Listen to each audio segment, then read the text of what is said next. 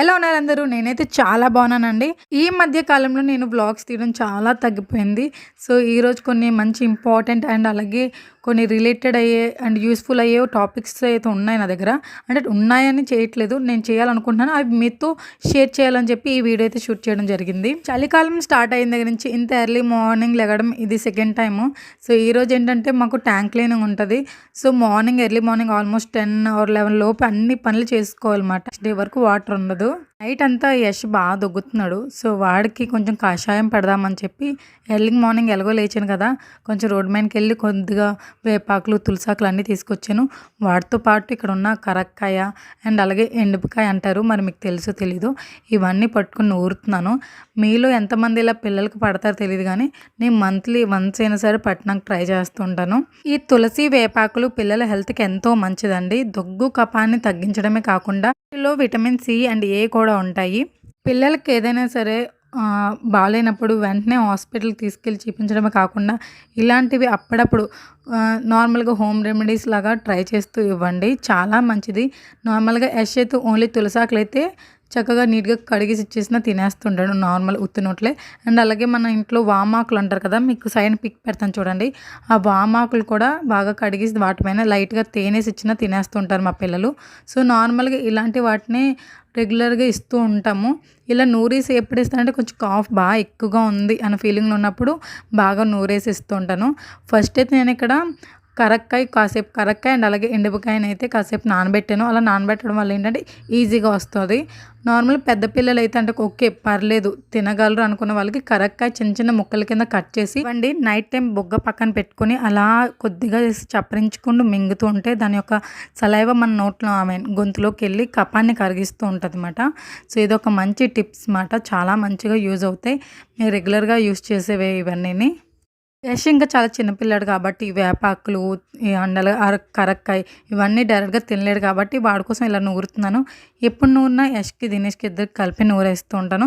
Actually ఈ సన్నికాయలు నేను second time కన్సీవ్గా ఉన్నప్పుడు కరోనా కదా, ఆంధ్ర వెళ్ళేది, ఇక్కడ తమిళనాడులో ఉన్నమాట. సో, మనకి డెలివరీ తర్వాత జీలకర్ర పచ్చడి, గసగసాల పచ్చడి ఇస్తారు కదా, వితౌట్ ఆనియన్స్ ఇలా చేసిస్తారు కదా. సో, వితౌట్ ఆనియన్స్ అంటే మిక్సీలో అంత బాగా మిక్సీ పట్టదు కాబట్టి సన్నికాయలు కొనను అంటే కానీ కొన్నారు.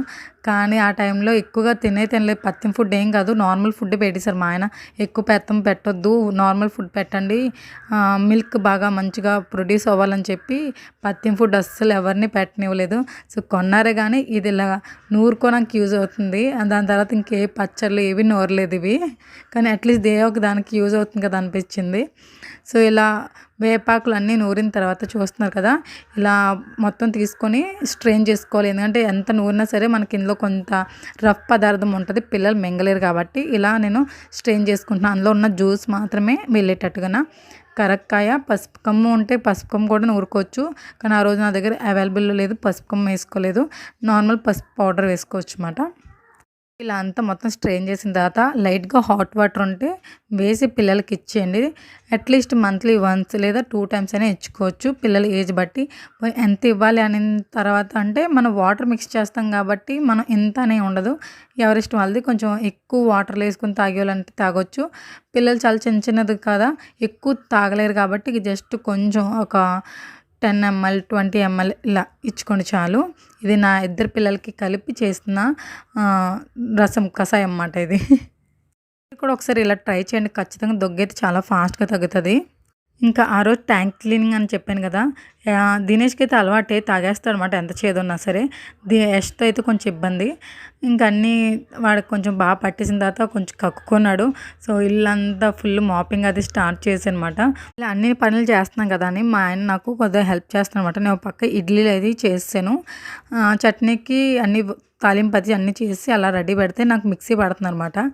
సో, జనరల్గా మనకి వైఫ్ అండ్ హస్బెండ్ జోక్స్ విని చెప్తుంటారు కదా, హస్బెండ్ ఎప్పుడైనా వచ్చి ఏదైనా పని చేస్తే ఒక పనికి ఒక 10 పనులు చేస్తారని నిజం అనిపించింది ఇక్కడ చూస్తుంటే.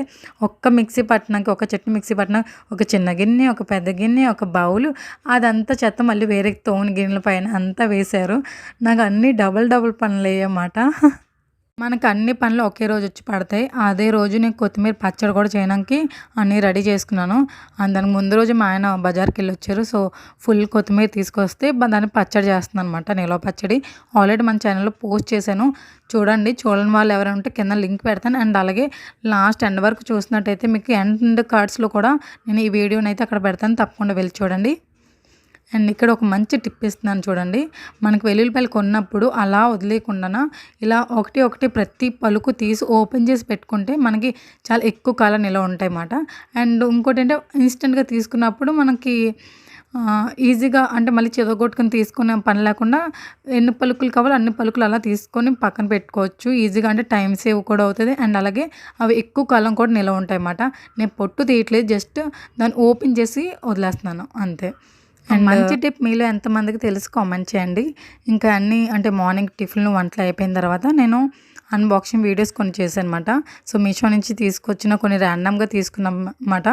సో, ఇవి కొన్ని షార్ట్స్‌లో పెట్టాను. కొన్ని అసలు పెట్టలేదు. ఇవి ఒకటి నేను ఆరి వర్క్ కోసం తీసుకున్న కట్ బీట్ మాట సిల్వర్‌లో కలర్‌లో తీసుకున్నాను. ఆల్రెడీ షార్ట్స్‌లో అయితే పోస్ట్ చేశాను. చూడని వాళ్ళు ఎవరైనా ఉంటే ఇక్కడ కూడా చూస్తారని చెప్పి అలా పెట్టానన్నమాట. సో, ప్లీజ్ మన ఛానల్ అయితే సబ్స్క్రైబ్ చేసుకోండి. అలాగే పక్కన ఉన్న బెల్ ఐకాన్ అయితే క్లిక్ చేయండి. అలా అయితేనే నేను పెట్టే షార్ట్స్ ఏంటి, లాంగ్ ఏంటి వీడియోస్ అన్నీ మీ వరకు అప్డేట్ అయితే వస్తాయి. ప్లీజ్ లైక్ చేయండి. అండ్ చాలా తక్కువ ప్రైస్‌లో నాకు చాలా ఎక్కువ వచ్చాయి. మనకు బయట షాప్స్‌లో అయితే చాలా ఎక్కువ రేట్ తీసుకుంటున్నారు ఈ బీడ్స్ వాటికిని. సో, నాకు మీషోలో చాలా రీజనబుల్‌గా అనిపించింది. అండ్ మీరు ఒకటి నాకు కామెంట్ చేయండి. మీకు నెక్స్ట్ ఏ హాల్ కావాలో కామెంట్ చేస్తాను. అన్నీ ఆర్డర్ చేసి మీకు మంచి ఒక షాపింగ్ వ్లాగ్ అయితే చేస్తాను తప్పకుండానా. నెక్స్ట్ ఐటమ్ ఇది అబ్బాయిలకి చాలా బాగా యూజ్ అవుతుందండి. Helmet caps.